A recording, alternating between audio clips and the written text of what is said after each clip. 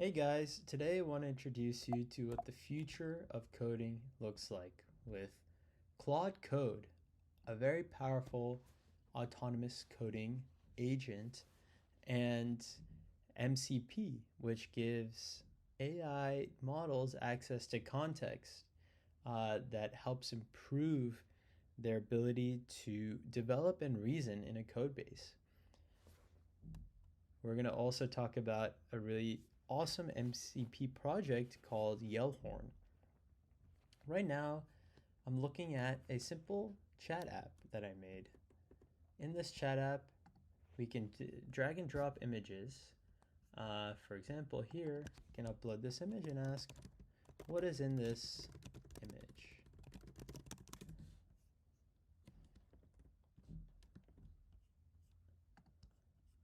And boom, it will go to ChatGPT and ask it to explain what's going on. So this exists in this repo here, which we'll include in the links section below. And it's a basic Next.js application. Currently, I have this running using the command npm run dev. So next, what I want to do is show how to get started on claude-code in your coding IDE of choice. Open the terminal at the bottom here and go ahead and visit nodejs.org and download Node. This is going to be the first requirement. Next, once you have Node and Node Package Manager, use Node Package Manager to install claude-code. Once you have claude-code installed, you can type in Claude in your command line and it will activate. So we can go through the setup and it'll ask me log in to my Anthropic account. I already have a Anthropic Pro subscription, so it'll automatically connect and let me get started. But if not, I highly recommend getting started with claude-code and getting a subscription to do so. So we'll go ahead and set up with the recommended settings. And also it says proceed with MCP servers and automatic batch execution enabled. I'll go a little deeper into what these mean. First, let's get started in our repo. I'll type in the command /init. What this will do is have Claude go and scan the code base, find the most important files, and build a summary in a claude-md file for its purposes. This claude-md file will always be available as context. Essentially, you could think of it as memory, and you can add important details like code-base conventions or general desired system behavior of how claude-code should work with your code base. Another cool feature here is you can actually take screenshots. So for example, let's say I'm building a front end and I want to take a screenshot of a cool front end for my chat app. Let's say I love this front end by Anthropic for Claude. I can paste this in the chat here, and what this will let me do, let me try this again. So we've created a claude-md file. We can take a look at that. So this claude-md file here basically showcases a summary of how to get started with our repository and what are the high-level packages and versions being used.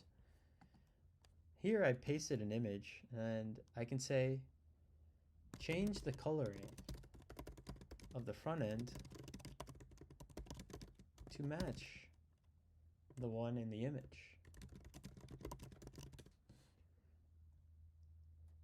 So it'll take a look at the image I attached and go ahead and map the color scheme into my app. Another cool feature with claude-code is you can add specific files. So I can sift through my repository and say, hey, in app/API/chat route, we want to support streaming. And it'll go ahead and actually focus its edits on that one file. Another important element with our use of claude-code is the ability to configure it to do interesting things. First, to get started on configuring Claude, create a .claude folder. This folder basically contains all of the important configuration used in claude-code.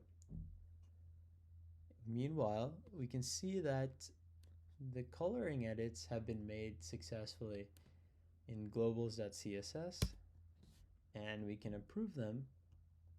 And if we now take a look at a re-rendered application, boom, it matches the color scheme of the Claude chat interface. So for now, we can cancel this. As I was saying, we can create a Claude folder that lets us whitelist specific commands to always run, so I don't have to always approve them each time it prompts me to. And here you could see an example of how to set up this whitelist, and it has a permissions allow section where you could say, hey, I want to allow you to run GitHub auth logging. Next, I want to show another really cool feature with claude-code. If you wanted to just run without any guardrails, you can set this flag dangerously skip permissions. What this lets us do is run it endlessly, and it'll make edits, etc., etc. So be cautious when using this, and commit frequently to make sure changes you want to be saved are recorded.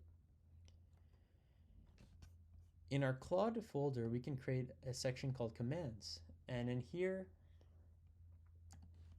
I've created a markdown file or borrowed a markdown file that contains a prompt for test generation. And what this will do is instruct the model to go and build out a test suite based off of specific requirements. So I can run this command and it'll trigger an autonomous agent that'll go and execute generating unit tests for me. So this is extremely powerful to be able to automate repeated software tasks, such as writing unit tests or building build scripts, and a whole host of other different sorts of behaviors. While that is running, I will also remark there's a more advanced feature too called agents. Within agents, we can see that we have two agents that I've configured. One is documentation manager. So Claude can delegate tasks to these sub-agents. These sub-agents will have clear sets of instructions to go and build out or execute whatever task the main claude-code agent assigned to them. So as it's writing unit tests, we can inspect the other one. This one is a testing specialist. So this one is making sure that we have good test coverage, and we're checking for vulnerabilities in the code base. Now you can see at the bottom, claude-code is doing a install of a testing library and added the requirements to a package.json, which is pretty cool. As it's generating unit tests, I want to highlight another really important piece of building with claude-code, which is MCPs. MCPs, or Model Context Protocol, are plugins to your LLM agents lets you inject context from different sources as well as interact with the outside world. One really cool agent that you can design is a full-fledged senior software engineer. How do we do that? We go and use yellhorn-mcp. Yellhorn-mcp increases the thinking time that these models use to solve tasks by having them first create a detailed work plan, and then this work plan is converted into a GitHub issue, which is almost a planning board that lets it design a really high quality plan and build a spec for your code change. So let's get set up on this MCP.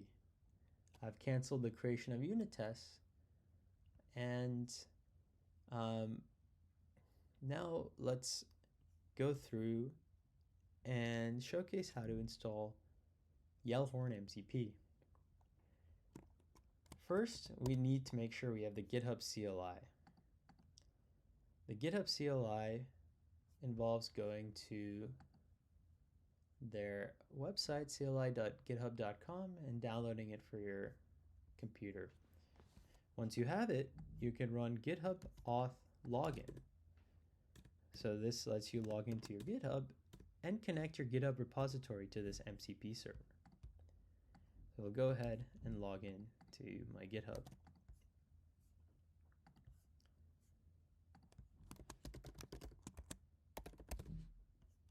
Perfect. Now we're logged in to my account. Next, we want to be able to install this MCP in our Python environment.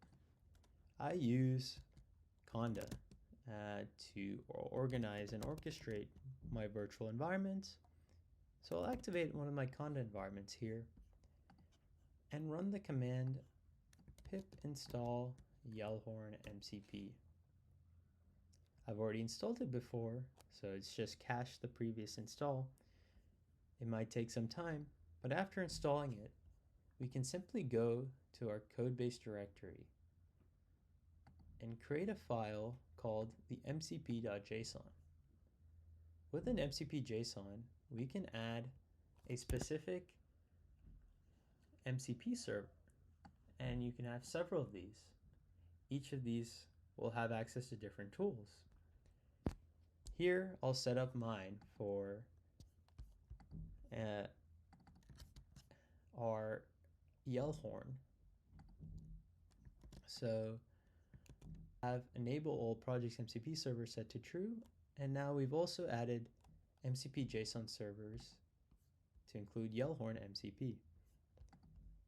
Next, we will go to our command line and run Claude.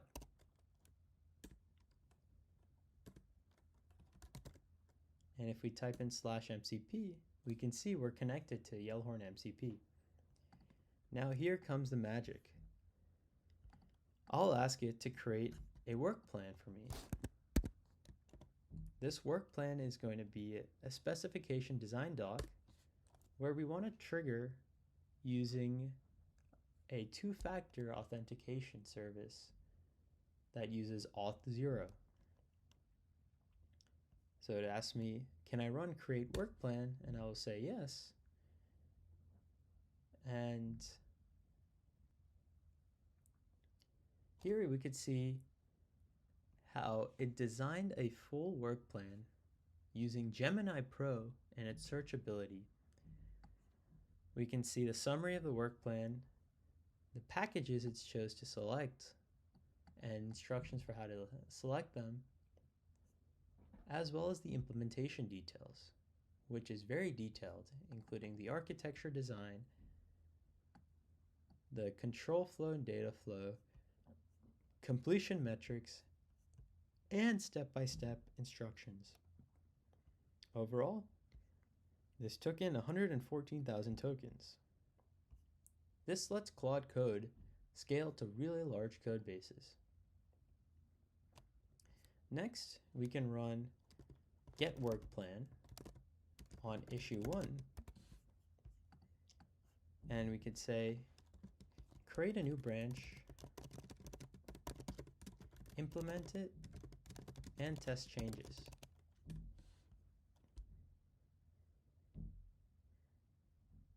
So what it's doing now is reading the work plan here in its entirety, which gives it very detailed and very extensive knowledge about how to perform this implementation, almost as if it was a native engineer who's been working on this code base for a long time.